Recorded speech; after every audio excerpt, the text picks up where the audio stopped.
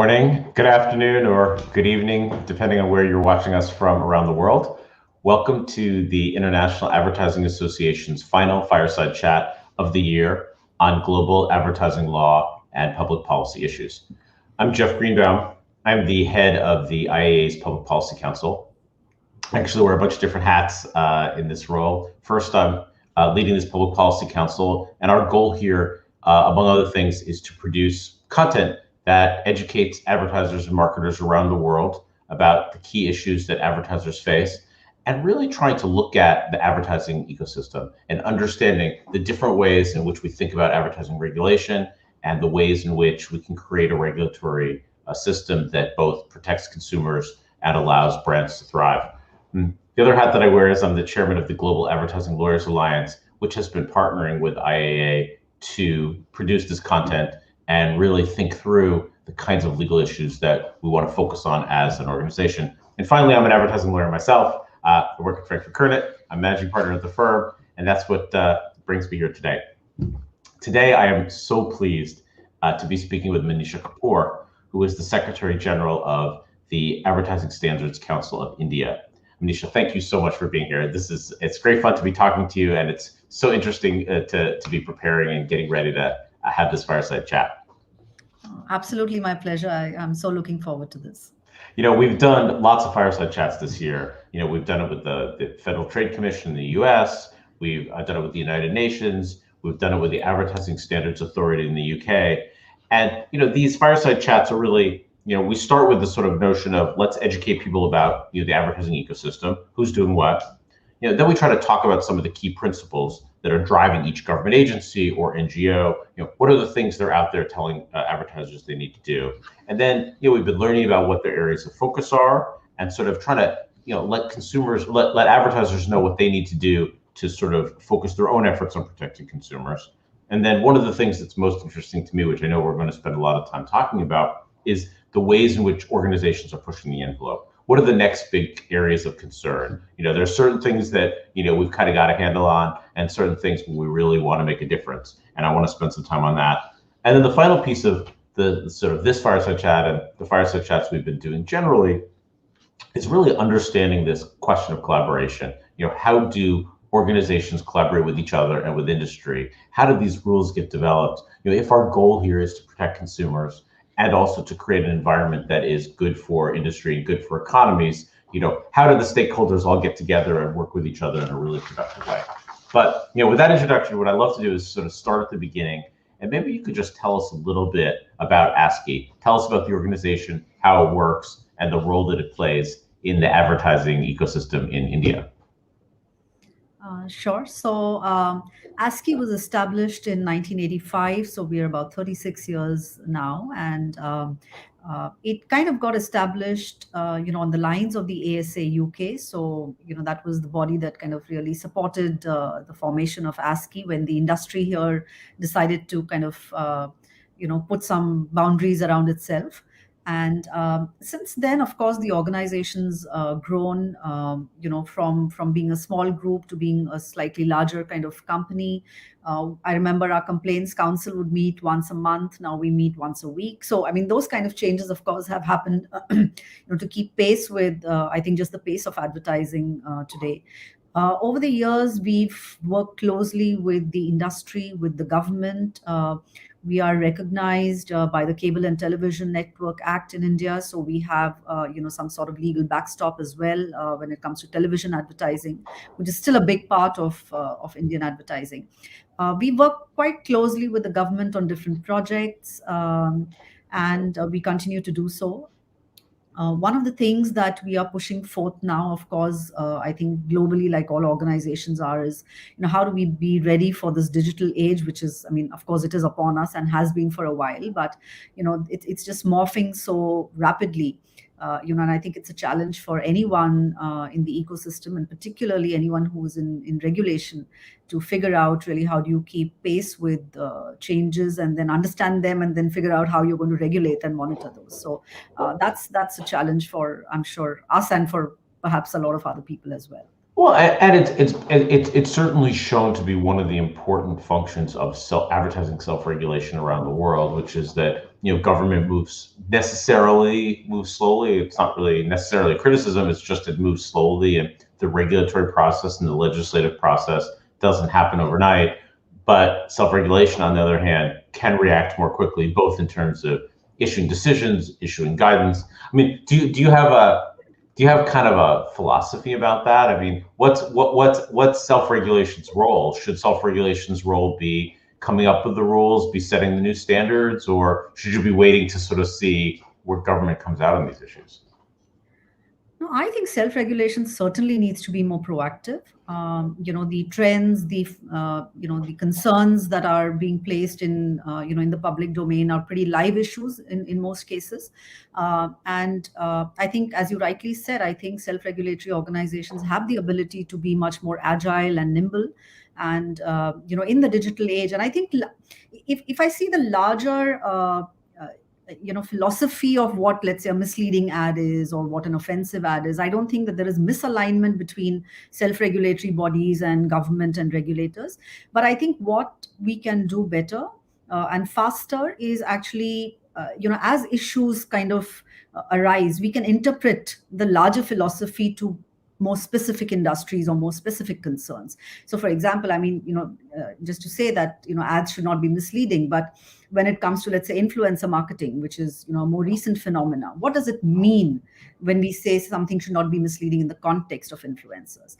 Or let's say, for example, last year we did something on the gaming industry and the online real gaming, the real money gaming industry. And that suddenly, post the pandemic as a sector really kind of exploded in India. Suddenly there were these ads all over the place with no disclosures on perhaps the risk factors, etc. So we put in place some guidelines to interpret what misleading ads would be in the context of gaming. So I think those are issues that self-regulatory organizations certainly can and should be much more agile and nimble about. And I think, eventually, of course, the idea is to work closely with the industry and the government and to kind of, create a common platform for all of us to understand what the boundaries are. But yeah, I certainly see self-regulatory organizations and their role being much more agile. And so talk to me about the role that ASCII plays. Maybe talk a little bit, first of all, about your code, what's the framework for sort of the guidance and the decision making that you're doing? Yeah. So our code essentially, I mean, there are 4 chapters to our code. One is about advertising being misleading. So that's one entire chapter, and a bulk of the complaints that we get relate to that chapter, because it kind of is the largest perhaps offense that advertising is doing in the market today. The second is really on being offensive, and therefore does it kind of meet standards of public decency and morality. The third is about promoting something that might be harmful, so situations, products, depictions that may be harmful. And the fourth is about fairness and competition, which is a lot of intra-industry, complaints kind of are also addressed by ASCII. So we receive complaints not just from consumers, but also from government, also from, consumer organizations. I think we even once had a Supreme Court judge write in a complaint to ASCII. We do a lot of suo motu surveillance, and we also handle intra-industry complaints. But this is the broad framework that we operate on. These are the 4 chapters that we have. And then we have specific interpretation of these chapters for different sectors. So we have, let's say, a code for the automobile industry, or we have a code for fairness products in terms of, what could be considered offensive or harmful. So like I said, I think to my mind, the clearer guidelines we develop, I think it tells industry what they can or can't do instead of keeping everyone guessing. And I think that's a critical role that self-regulatory organizations can play, which is to clarify for each kind of industry or each kind of situation, how the code needs to be interpreted. And did the code always cover these 4 chapters? In other words, were you always thinking not only about truth in advertising, but about offensiveness, fairness, and safety as well? It was conceived in that way. That's correct. So the code always has had these four kind of chapters. Like I said, it was based on the UK code, which I think by the time ASCII came into being had already been through its own evolution. And yeah, but like I said, we've added, I think, layers to understanding those chapters and interpreting those chapters for different sectors over a period of time. One of the interesting things that's going on in the United States right now is the advertising self-regulation system only covers the first part, which is truth in advertising, and doesn't cover offensiveness, safety, or other types of fairness issues. And there's a sort of a public debate going on about, is it possible to do it? How do you? It's a manageable task to say, I can look at that ad and say whether it's truthful or not, or whether you've got accurate proof to back up your claim. But is it harder to make decisions about whether an ad crosses other types of lines about fairness or offensiveness? So I don't necessarily see those as more difficult. I think, in some cases are clear as always, and some cases are always, a little bit in the gray area, even when it comes to misleading ads, right? I mean, is the evidence, can the claim be made based on the evidence that is produced? Can the claim be worded in a certain way? So I don't see these as any more gray areas than misleading ads. At least our experience hasn't shown that. But yes, I mean, these are tricky because I think the boundaries also of what is offensive, what is harmful, do change from time to time. So while misleading ads, for example, are in that sense are a little bit more data bound or data based, these are certainly more cultural, social issues that we need to be alive to as well. Now, one of the things you told me that was so interesting before we began this was that you're not a lawyer, and in fact, ASCII doesn't have any lawyers at all, and that this is really an organization, advertising self-regulation that's being thought through and being run by people who are really from the marketing and brand side. And I was wondering if you feel like that changes your approach to thinking about these problems that are, around, in the government who's looking at advertising, or companies that are looking at advertising, or other parts of the world. So much of it's driven by lawyers who are thinking these through from a regulatory perspective. I'm wondering, how do you feel like it changes your approach to thinking through these types of problems? Yeah, so where we do have legal support more from the outside, but I think we tend to rely on that more, when people file cases against us and, for litigation, etc. Of course, every time we are developing new guidelines, we do seek help from, some of our member companies who are happy to have their lawyers look at the work that we are doing. But yes, I think certainly I think our starting point really is, advertising and consumer protection. And I think, both of those are, topics that don't necessarily need, just a legal mind to look at them. I think these are topics that are well understood by, ordinary people like us who are in marketing. So I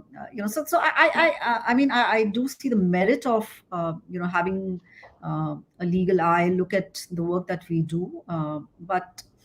I guess, we've pretty much been that way from the beginning. It's not like we were once, that we had a lot of lawyers and now we don't. We've always kind of evolved, I guess, in a non-lawyer fashion.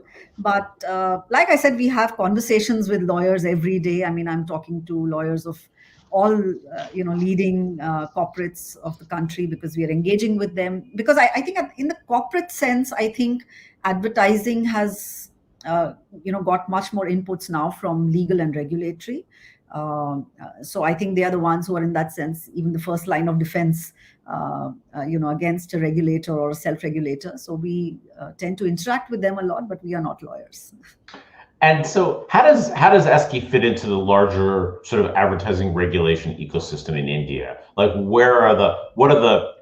broad strokes, right? Who else is looking at false advertising, and where is the enforcement coming from? So we have a consumer protection, act that came in 2019. There was an earlier act in '85, and that kind of got revised and updated in 2019. But ASCII has been working closely with the government. In fact, for the Department of Consumer Affairs, we handled their complaints for about 5 years. We handled the government portal for 5 years. We are, like I said, the Ministry of Information and Broadcasting, which looks at largely television ads, etc. They've included us as part of the act itself and as part of their advertising code. So we do work closely with a lot of regulatory bodies. So, for example, there's a Drugs and Cosmetics Act. There is the Ministry of Ayush, which looks at a lot of Ayurveda products. So there are different ministries that look at advertising, but we work quite closely with them. But I think in terms of the scope that we look at, which is industry agnostic, media agnostic, I would say that we are the leading body that is looking at advertising over the past few years. But we work quite closely with the government and will continue to do so. And so where does the teeth come from? When you issue a decision that says this advertising is misleading, or this influencer post doesn't have the proper disclosure, or this ad is offensive, and you ask the advertiser to make modifications or remove it, do they comply, and why do they comply? Yeah, so we have a very high compliance rate. I mean, we have a compliance rate of 97% last year, I think 98% the year before that. So like I said, on television, we do have the legal backstop. So if there is some ad which is not compliant with an ASCII guideline, by law, the broadcasters can't put that ad on their channels. So that does tend to kind of, help us a lot in terms of getting the compliance, because television budgets are still massive, right? I mean, they're still, at least in India, a very, very big and significant part of most of the big brand budgets. So we do get compliance there, but we do have a high voluntary compliance as well. We hope to keep it that way. And of course, and what we do is that advertisers who continue to remain non-compliant or are repeat offenders are then escalated to the sector regulators. So then we bring those cases up to the government and ask them to then kind of intervene in any capacity that they wish to do so. One of the things that ASCII has sort of made a decision to do is to not just focus on being the enforcer, but to take a more proactive approach. Could you talk about some of the other types of things you're doing to try to prevent the problems from occurring in the first place? Yes, absolutely. So I think, one of the things that we want to do is to help advertisers become more responsible. And I think we do that not just by catching them when they go wrong, but, how do we help them get it right? And I think that's been, something that we've really put a lot of effort in. And I think that's a direction we are going to put in a lot of investment in. So just to give you a couple of examples, we had a service called the Advertising Advice Service, which is also a service offered by a lot of self-regulatory organizations across the world. But it was not something that we spoke about too much. And I think, as Subhash, who's the chairperson of ASCII, says, it was probably the industry's best kept secret. But we've now kind of spruced up that service. We've added, a whole technical panel to that service. So, not only can we tell you whether your ad is, by and large okay with the ASCII code, but we can look at your claim. We can have a technical person look at your claim and see whether the evidence that you have is good enough or not. So that's a huge kind of infrastructure that we've put into place. We also recently, launched a study that we did called Gender Next, which looks at depiction of women in advertising. And this was a study which we did with an organization called Future Brands. And we looked at advertising from the last 5 years. We looked at, of course, iconic advertising. We did a huge consumer immersion, in 10 centers. And really to understand, what are some of the very overt as well as a lot of implicit stereotyping, that comes in, which people don't realize. And, unless in fact, till we saw those ads in a pattern, they were not very evident to us as well. Well, the Gender Next study is, an incredible in-depth look at the depiction of, women in gender and advertising. And you really came up with a lot of incredible findings there. Yeah. So I would love you to talk about some of the findings. What did you see in advertising? And, let's start there. What did you find? Yeah, so I mean, of course, there's several interesting pieces that we found. Some really embedded tropes. In different sectors. So we also looked at, we looked at food and home. We looked at gadgets and automobiles. We looked at money and finance. We looked at personal care, beauty care. So of course, some of the so okay. So the first thing is that there is a change. Okay, so one is to acknowledge that change is underway. However, it does not yet seem to have uh, kind of made the strides that it could have in terms of very, very mainstream advertising. So bulk of the advertising that we see still tends to have some very stereotypical tropes which probably come into the advertising even if it has nothing to do with the script itself and nothing really to do with the brand story. So one of the interesting things that we found was that in advertising of food, that typically you kind of end the advertisements with the family getting together and eating the food together, but where's the woman? She's somewhere in the background, out of focus in the kitchen. Even in a moment that in a sense she's instrumental in bringing together, she's kind of excluded from, and she observes the happiness rather than becomes a part of it. Another very interesting trope that we found was what we call leisure deficiency. That there's probably no advertisement made in India which shows a woman sitting and resting with the rest of her family. I mean, it's always that everyone's lounging around and she's kind of scurrying around the household. Things like gaze acceptance in beauty ads, where anyone who's smiling on you because your skin is glowing, you will accept that gaze. And, honestly, in real life, that would be so creepy, right? I mean, if you had strangers smiling at you on the road. So, and also, I think. Certainly in New York City, yeah, we don't smile at each other in New York City. So I think things like that, which I think women themselves have outgrown, and women are, that's not what their lives are about today. That, getting appreciation from men for their looks is not really the high point of their lives anymore. I mean, there's just so much more happening in their lives. Even for housewives and, homemakers, their own imaginations of who they are is so vibrant, is so much more, than what advertising tends to show. And therefore, we also feel that the study not just audits what has happened, but actually offers some very exciting new starting points for advertisers to consider. It has a bunch of insights that could make advertising so much richer and so much more relatable to their target audiences. And then what we did is we also created a framework, which again, an advertiser or the creative agencies can sit together and kind of go through their ad and see, does it kind of meet some of these criteria? We have a checklist to look at stereotypes. So you can kind of do a self audit if you wish, of any piece of communication that you're creating. Well, So and this this we was believe, yeah. Sorry, go ahead. well, I was just saying, one of the such interesting things about this report to me was it was not just an ASCII report. It really was done in partnership with, corporate America, corporations, and not corporate America, corporate corporations, and so you must have felt that there was strong buy-in from industry to really address these problems.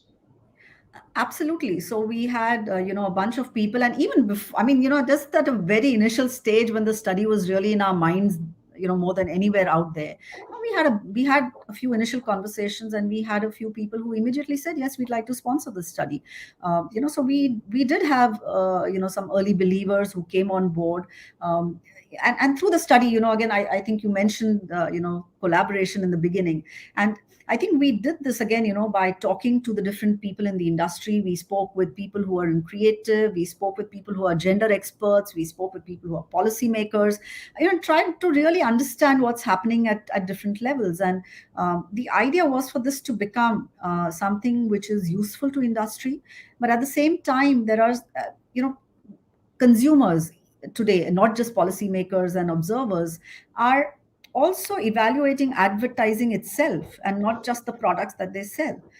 Consumers today will say that this ad is not okay, and not because the product in it, is what they feel, but they feel that the content of advertising, and the way the depictions are done or the representations in the advertising are not right, or and let's remember one thing, that uh, in this case the women themselves, but in any target audience, right? I mean, everyone is broadcasting themselves on social media, right? And look at those kind of depictions, and therefore, there is a degree of understanding of the nature of advertising, and not just, you're I think no longer consuming it in the same way that advertisements were being consumed a few years ago. And I think that's the change that consumers are therefore evaluating advertising itself in different ways now. So, what are some of the? I mean, what are some of the key takeaways from the reports? I mean, if you're an advertiser listening to this now, which you probably are, right? What are some of the key findings of things that advertisers should look out for in the ways in which they're depicting women in advertising? Yeah. So I think one of the things that we found out was that women are, in their own minds, have moved much further than advertising depictions. So, in their own minds, in their own imaginations, that they've traveled much more. The interesting thing is that women find that advertising can be an ally for them in instructing and making the others around them understand what their journeys are. So in fact, when we show them some ads that are supposed to be about women empowerment, etc., they said, look, we already know this, but it's very useful for my husband to watch this, or it's really useful for my dad and my brothers to watch this. So those are the interesting things where women actually feel that advertising can be their ally in actually bringing others up to speed with them. So I think that's an important message. And also I think one of the other interesting findings that advertisers could take away is that what do women value as what we call payoffs, seems to be a larger collective sense of what of showing women in better, more powerful ways, rather than individual appreciation or compliments, from someone for the work that they're doing, versus they find that when when the task shown in the advertisement, or the the reward shown in the advertisement, is something that can be inspiring to women, they somehow, especially the younger girls, tend to kind of relate with those kind of brands and advertisements much, much more. So I think there are, these are some of the key things, but there are again smaller findings that, each brand, depending on what category they are in, can use. But I think the key thing is that the women in their lives have moved in a certain direction and at a certain pace. And we feel that advertising may need to do a little bit of a catch up here. Did you have any sense of how the gender depictions related to who was creating the advertising? So that was an interesting conversation actually we had with creators and marketers, to understand whether who creates the advertising, and whether there are more women in advertising, and whether that makes a difference. And I think the consensus pretty much was that it does make a difference. And I think even the male creative directors we spoke to definitely said that having more women, therefore it's almost like intuitively they might think of a situation differently. And I think also younger people in creative tend to have a slightly different way in which they look at things. And it's not natural anymore for an advertiser to say, script opens and the mother's chopping vegetables and the father's at the newspaper and the kids are running around. I mean, women always with a tray of tea. I mean, that it's like, when you say it, every Indian, person who's seen an ad would remember thousands of ads that have that. And like I said, some of these are not even intrinsic to the storyline, but they're just so stubborn in terms of the way that they have made advertising their home.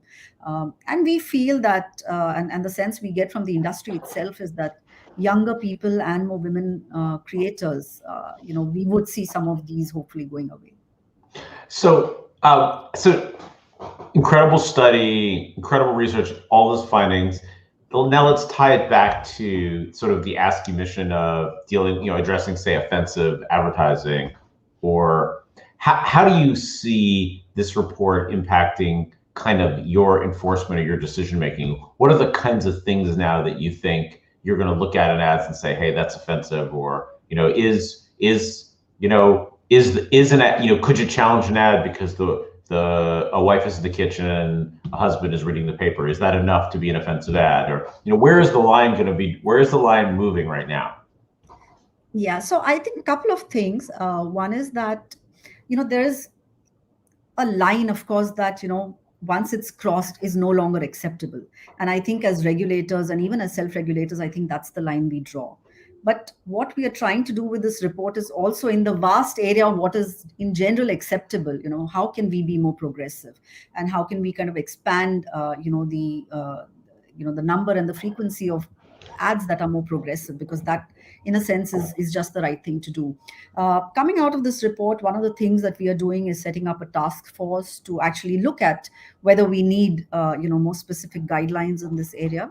So that's a task force that will examine the issue, based on, of course, a lot of good guidelines that are available globally, but of course also out of the report that we've just done, and which has some more specific things about Indian advertising. So there will be a task force that we are putting together, as we speak, and again, representation, collaboration from different sets of stakeholders, all part of this task force, to see whether there is something more specific that we may need to outline. And do you have any recent decisions about offensive advertising involving gender that come to mind, that are examples of things that you feel like have crossed the offensiveness line?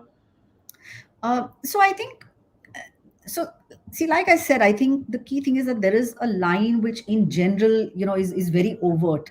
And I think by and large, industry is cognizant of that line. So you do get a few cases here and there, and sometimes, it can be offensive to either gender. So we had a case recently that, our Consumer Complaints Council held was actually offensive to men. So that happened recently. What was the case? So, well, it is in the public domain now, so I can talk about it. But it was a car. It was an ad for a second-hand car platform, online platform, and there were two women who were talking about men in what many felt was not acceptable. And I think one of the ways in which they evaluated that was saying that if men were talking like this about women, would that be okay with us? And I think so that's an interesting conversation as well, that there's a lot of debate on. So like I said, but I think the key thing is that so much of the gender depiction is so subliminal, and it's we are all blind to it unless someone points it out to us and someone notices it as a pattern. And it's not really about a single ad, but it's about the pattern, because advertising is so repetitive and it's so pervasive, and you're constantly seeing this ad after ad, category after category, and decade after decade, and that's why it is so pervasive. And that's why there is a need also for collective change. It's great that a few brands have made that shift, but unless we can drive that more collective perception and a larger change within the industry, the change will not become mainstream. It will remain at the periphery. And I think that's the effort that GenderNext is trying to do, is to kind of push everyone towards a more progressive direction, even though the boundary may be a little far away. So as regulators, that's the boundary, but as self-regulators, we also want to push the industry to be more progressive.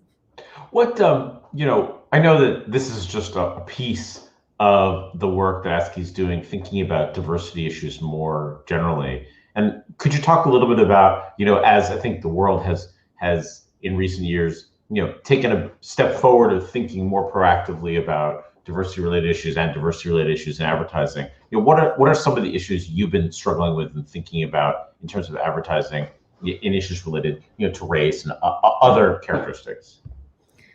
Yeah, so I think, in fact, there are a lot of issues. I think, ASCII has not actually looked at these issues very closely, but I think that is something that we want to set right. And I think it started with this study. So I think you're absolutely right that, diversity, inclusion, and, also remember that India is such a diverse country itself, and has a very complex, for example, caste system. What does that representation look like in advertising? We have, the gender spectrum, and how does that representation look like in advertising? So there is, I think, a lot of these issues that, as I said, I don't think have really been the focus of ASCII so far. But going forward, I see these as becoming a bigger part of our agenda, for us to put more thought, more resources behind understanding these issues as they pertain to advertising and the industry.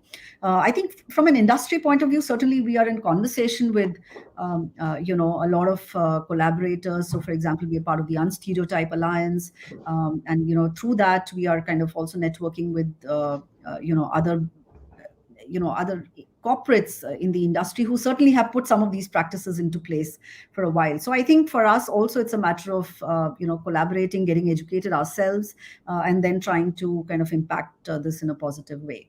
So I would say we are pretty much at the beginning. I can't claim that we've done a great deal in that area yet. So maybe shifting gears a little bit, another area which you have mentioned, which is certainly at the top of many self-regulatory organizations' agendas as well as government agendas, is this whole question of influencer marketing and transparency. Certainly we've seen this incredible explosion of influencer marketing. It's become marketing on social media has become such an important component of advertisers' marketing plans today. And it continues to be an area of immense regulatory attention. What do you think? What do you think marketers? Maybe you could talk a little bit. What do you think marketers are getting right, and where do you think they're still struggling here in this area? And then maybe we can talk about your new influencer code and all of the work you're doing, including launching a whole program about this, a website, and all this. And maybe we could talk a little bit about the influencer piece. Yeah. So I think, as you said, I think influencer marketing has completely exploded. I think accelerated by the pandemic. Globally, we've just seen so much more of this kind of advertising happening. And I think if you go back to the heart of why this is exploding, and I think it is because consumers find influencers more authentic, more relatable, and just more genuine about what they're talking about. And now the question is that for the influencer, having gained that kind of trust in people, are you going to build on that, consolidate on that, versus kind of cash it out? And I think that becomes the question for influencers and the industry, and also for brands that are engaging with these influencers, right?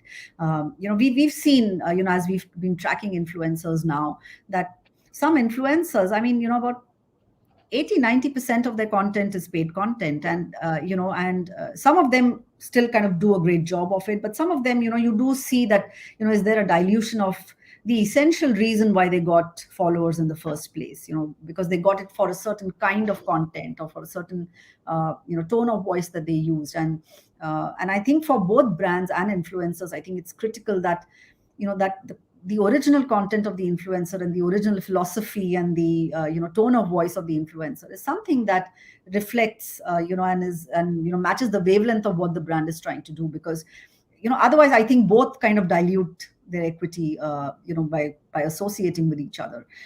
So I think that's a very, very critical point that I feel is something that brands and influencers both need to be cognizant of.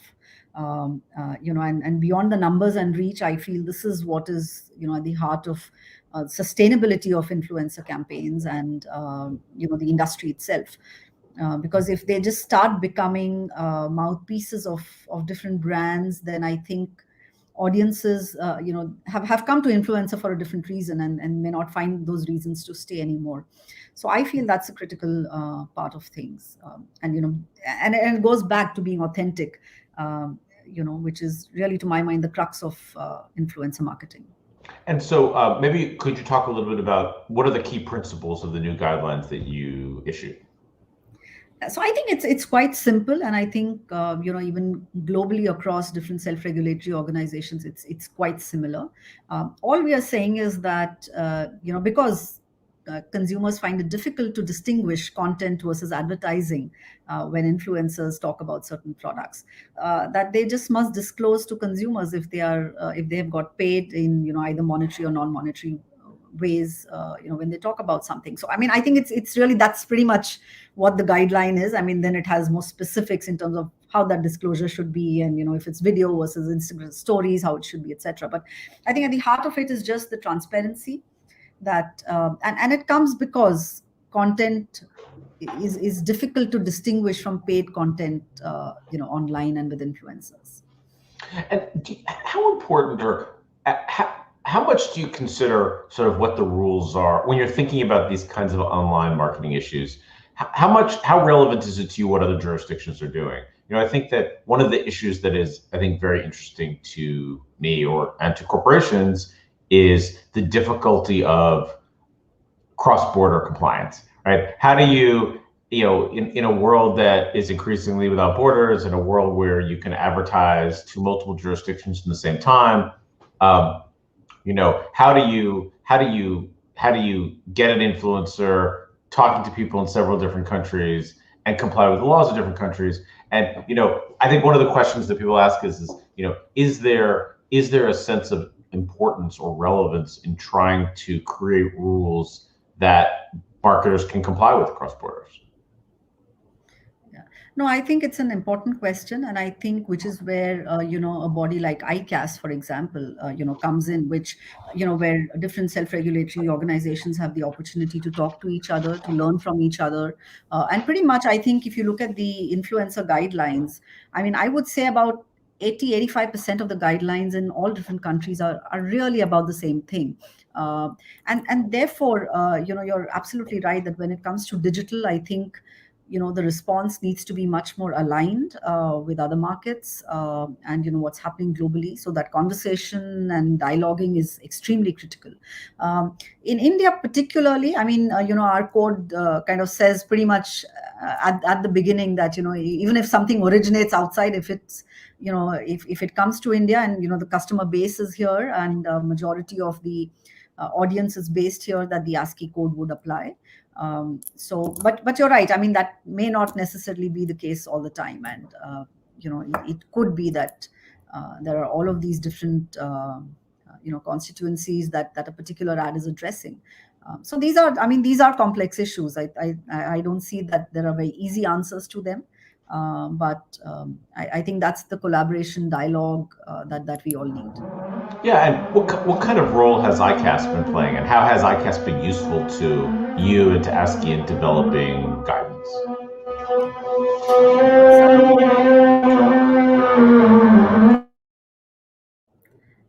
Sorry. Can you hear me now? Yes, I can hear you.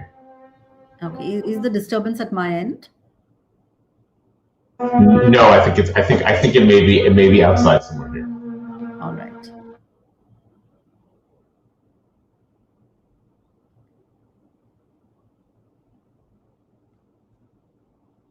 Yeah.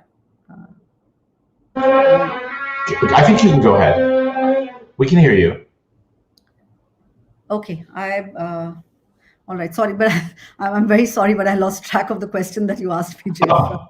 So it's okay. So we were asking the question about ICAS. What role is, how is ICAS? I mean, ICAS is a fairly new organization, that was sort of born out of IASA and was really trying to bring self-regulation together around the world, and I think really has been intending to sort of encourage self-regulation and foster collaboration. In what ways is that useful to you in terms of thinking through these types of issues?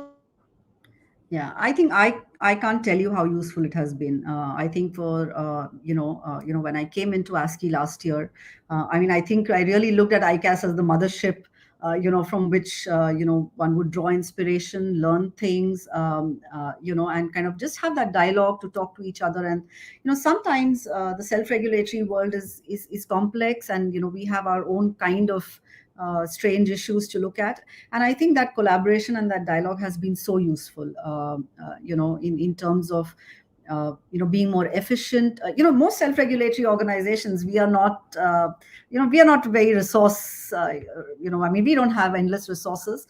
And therefore, I think just this conversation with each other, the ability to bounce off ideas, the ability to learn what's happening in other markets, I mean, to me has been invaluable. And I think ICAS, is really doing an absolutely fantastic job. We have informal conversations, different topics that we discuss. I mean, I honestly think it's tremendously value adding to all these self-regulatory organizations. So I'm for one extremely glad that it's there.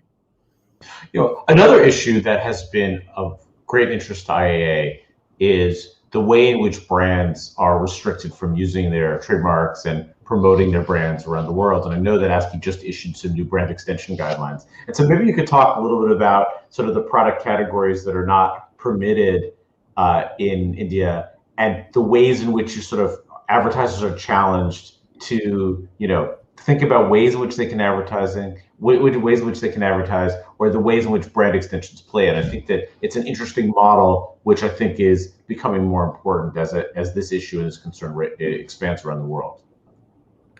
Yeah, so I think in this, of course, the decision to ban a certain category or its advertising, does not rest with ASCII. That rests with the government, because that's a matter of, what is allowed in that country or not, or within a state or not. So I think within that framework of what is allowed or not allowed. So, a lot of times we do get consumer complaints saying that, here's a liquor ad, and why is it running, and why isn't ASCII doing something about it?